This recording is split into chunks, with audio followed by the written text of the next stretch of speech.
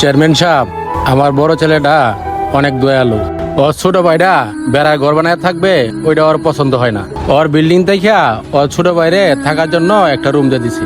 কিন্তু আমার ছোট ছেলেটা ভালো না, ও হইলো স্বর্ণ ছাড়া। আমার ছোট ছেলেটা একদম বাজে, একদিন কাজ করে 4 দিন ঘুরে বেড়ায়। ওরে উন্নতি করবো কিভাবে? চেয়ারম্যান সাহেব, আপনি একটা কাজ করেন, ওরে বুঝায় শোনায় আপনি যে কোনো একটা কাজে লাগাই দেন, যেন কাজ কাম করে কিছু একটা উন্নতি করতে পারে। কি কাজ কামে ঢুকামু? কাজ কামের যে অবস্থা, এখন কাজে ঢুকাইতে গেলে আগে টাকা পয়সা চায়।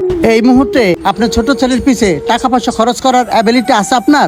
টাকা পয়সা করতে থাকবো, টাকা পয়সা খরচ করে তো বড় ছেলেরে পড়ালেখা করাইছি। টাকা পয়সা খরচ করে বড় ছেলেরে চাকরি নিয়ে দিছি। দেখি বড় ছেলেরে বইলা টাকা পয়সা দেয় কিনা।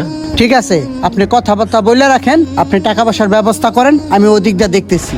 আমি মিস্ত্রির সাথে কথা বলেছি, আমার বিটায় টিনের ঘর হোক বেড়ার ঘর হোক আমি বাইন্দা থাকবো। আমি তোমার বড় ছেলের প্লাটে থাকবো না। কিরে, তোরে কি সুখে থাকতে ভূতে কিলাইতেছে এরকম একটা বিল্ডিং দিতে পারবি?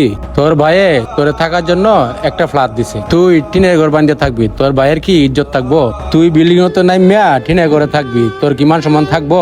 মান সম্মান আমি কি করবো? মান সম্মান তো হ্যাঁ নষ্ট করতেছে। আমি তার গৌরব রয়েছি, এখন তার শ্বশুর বাড়িতে আত্মীয় স্বজন আসতেছে, আমার বলতেছে 2 দিন যা আমি বন্ধু বসে থাকতাম। তোর বন্ধু বান্ধবের বাড়িতে যা 2টা রাত কাটা। তোরে যে সুবিধা করে দিছে, একটা রুম দিছে থাকার জন্য, তুই তার সুবিধা অসুবিধা দেখবি না? আব্বা তুমিও, আমি তার কি সুবিধা দেখতে যাবো? তার বউয়ের বাবার বাড়ি থেকে আত্মীয় স্বজনরা আসতেছে, শালা সম্বন্ধীরা আসতেছে, তারা আইসা কোথায় থাকবে? তোরে বলছে বন্ধুর বাড়িতে 2 দিন থাক। কোন বন্ধুর বাড়িতে যা থাকবো আমি? তোমার বাপের কি আর ঘর বাড়ি আছে নাকি?